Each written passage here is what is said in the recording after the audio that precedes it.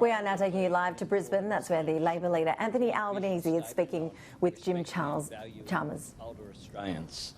And one of the things I think we value very much is ensuring that when people get to their later years, we ensure that they're looked after, that they're treated with respect and dignity and have the retirement that they deserve. Older Australians have built this country. They have built our economy, they've created jobs, they've created a lifestyle and the wonderful culture that we can all enjoy. We also all have an interest in it, because if we're not older Australians, we have mums and dads, we have grandparents, we have brothers and sisters, and one day we have ourselves, we hope, to get to those later years in life. So it's important, as we have an ageing of the population, that government policy respond to it. And what's clear at the moment is we're not doing well enough. We have attacks on the superannuation guarantee from this government, attempting to undermine the increase from 9.5 up to 12% that's actually legislated. We have, through the Aged Care Royal Commission, stories that are quite horrific. Last week, on Thursday, the last sitting day, we asked the first 6 questions about the aged care crisis. One of those was about the fact that half of those people in aged care facilities are currently malnourished. That's simply not good enough in a country as wealthy as ours in 2020. How would we think if that was one of our loved ones? We have circumstances whereby there simply isn't enough home care packages being actually implemented. We know that 30,000 people, after they've had their home care package approved, have died waiting to actually access that package in just the last 2 years. And when we raised this in Parliament, Josh Frydenberg interjected across the chamber that we were creating a distraction. Well, I say this, looking after our older Australians is not a distraction, it's core business for the sort of country that I want Australia to be. The sort of country whereby the concerns that were just raised with us by these wonderful Australians of Vietnamese heritage have had to put up with. We met women waiting for packages, waiting for month after month and not being able to receive them even though they've been approved. The sort of contribution that's been made to this country by Mrs New, who helped me cut the cake there, 103 years young, and still make a contribution through this local community-based organisation that meets regularly here in this hall. So we have, I think, a lot to talk about and a big challenge as a nation. Our vision statements are designed to outline the principles in which a Labor government in the future would operate. One of those principles is the principle of fairness, and being fair to our older Australians is something that I think we should do regardless of the background of those Australians, regardless of where they live, whether it's in our capital cities, whether it be in our outer suburbs, whether it be in our regional towns. We know in particular that regional communities are having real difficulty accessing aged care facilities. At the moment, here in Brisbane, there's not a Vietnamese-speaking aged care facility. One of the issues confronting our population as it grows older is that as people get older, they tend to lose their second languages, so go back on the language of their birth.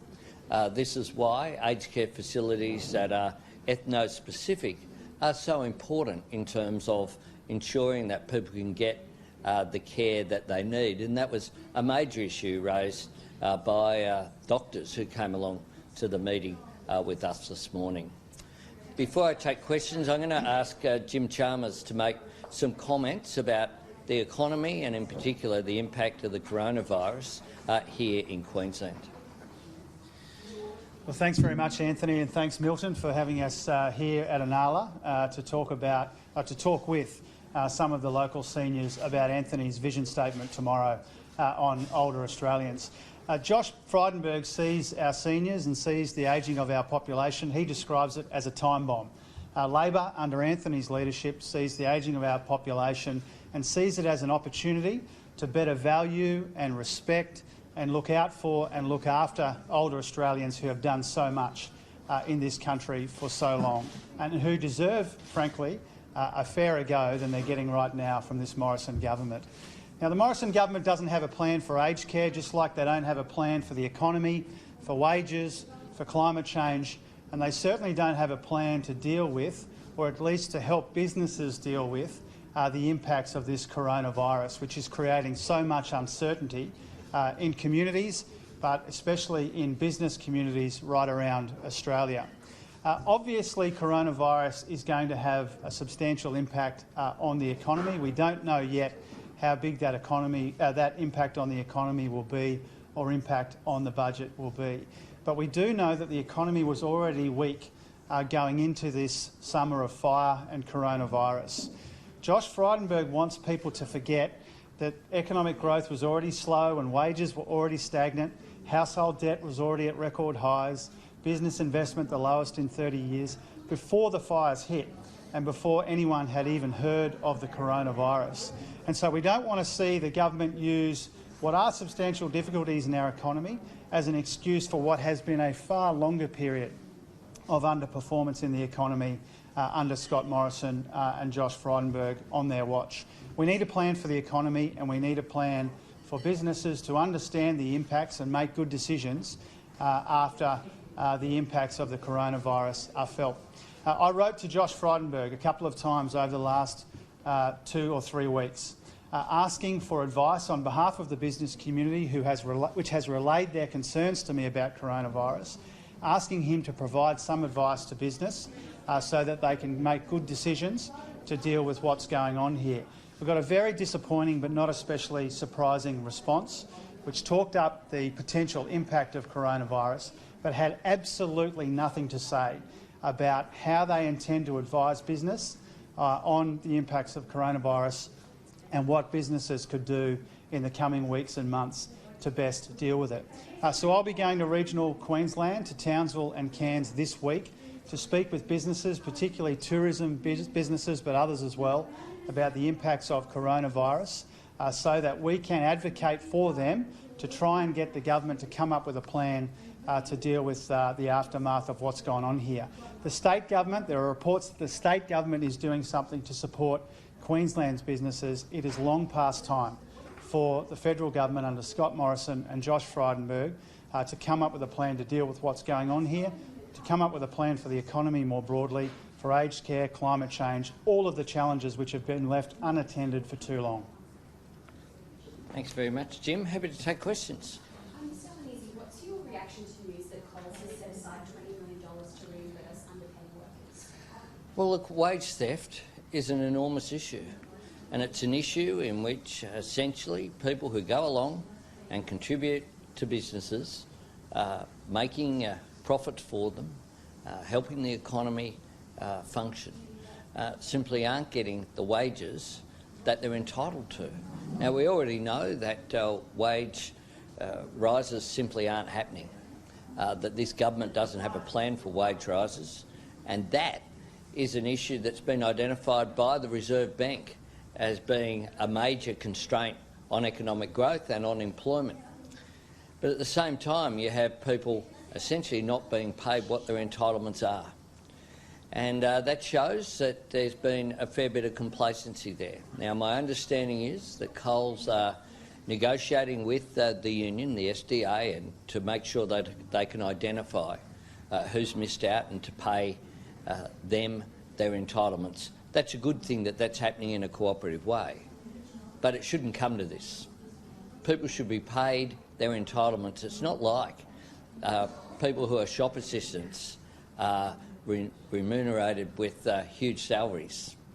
They rely upon it to get by day to day, to spend their wages, sometimes in the very shops in which they work, in order to put food on the table for their families. And this is all too prevalent. This government attacks unions day in, day out. They are prepared to defend the sort of behaviour that we've seen become all too prevalent, they have very little to say about this exploitation, which is what it is, when people aren't paid the wages that they're entitled to. There's legislation meant to be introduced in the next couple of weeks, increasing the penalty on people involved in the worst cases of wage theft. Do you think bosses and managers should go to jail and things like this? Well, I'll make this point. The government could introduce legislation not once but twice attacking unions with its so-called integrity legislation, but it can't introduce legislation about a National Integrity Commission, and it can't introduce legislation yet about wage theft. They're in their 7th year. They're in their 7th year. What are they doing? We've had virtually no legislation in the last couple of weeks. We have a government, it's not like it's overburdened with parliamentary sittings. Why don't they just do their day job? They're too interested in playing politics with everything to worry about the issues that are of real concern to Australians, and wage theft is a major concern. What do you make of the discussion paper today suggesting underpaying companies be prevented from hiring workers on certain visas or forced to name and shame themselves? Do you think the government's doing enough on this? Well, it'd be handy if we trained Australians for jobs here in Australia. It'd be handy if we had the sort of position that I outlined in my first vision statement in Perth, the creation of Jobs and Skills Australia, to make sure we identify where the jobs of the future are and make sure that we train Australians for them. It's very clear that this is a lazy government. It's a lazy government when it comes to dealing with the big challenges. And one of the implications of that is that whilst you have youth unemployment on rates above 20% in many parts of Australia, we import labour temporarily, we at times underpay them and exploit them and then send them off again, which means that Australia has missed out on the training opportunities, on the income generated around the economy, which happens when Australians are in employment and spend money where they live in their local communities. I think this government doesn't have a plan to deal with the challenges that Australia faces, and that's a common theme of the economy, of wages, of climate change, of aged care. All of these issues, they don't have a plan. What they have is just political spin and marketing strategies. You know, we're going to introduce legislation down the track that will look after these issues. When they're in their 7th year, their 3rd term, their 3rd Prime Minister, their 3rd Deputy Prime Minister, although it might be a 4th pretty soon. There was a report today from one of your frontbenchers was hearing that people are still saying that they're worried that Labor is hostile to coal. Can you outline your position as simply as possible for people in Queensland, inner city Melbourne, what your view on coal is and whether you think more environmental hurdles should be put in front of future projects? I have the same position everywhere. We have an environmental approval process for any new projects. But the truth is as well that markets make decisions based upon economics. And the cheapest form of new energy in Australia is wind, is solar. There are new technologies which are coming on as well. And there's nothing to stop this government in its 7th term having approved a new coal-fired power plant. Nothing to have stopped it at all. The only thing that stopped it is common sense and economics, because it's simply in terms of new coal-fired power, the fact that the government has given $4 million of taxpayers' money, so they're raising taxes, that comes from somewhere, to give to a small company that doesn't have a track record of having built anything in terms of any new manufacturing plant anywhere, any new power plant anywhere. They've given them that money without a tender process. And essentially, it's hush money for the climate change sceptics and those people on the backbench now, people like Matt Canavan, who essentially is trying to con people, saying for years and years and years they've been saying we're going to have a new coal-fired power plant, but it hasn't happened. There's nothing to stop it happening. They're the government. Nothing to stop it happening. So I think Australians deserve some straight talking rather than just some politics around these issues. Do you think a 2050 technology target as opposed to an emissions target with combat? Well, the government doesn't have a plan for anything.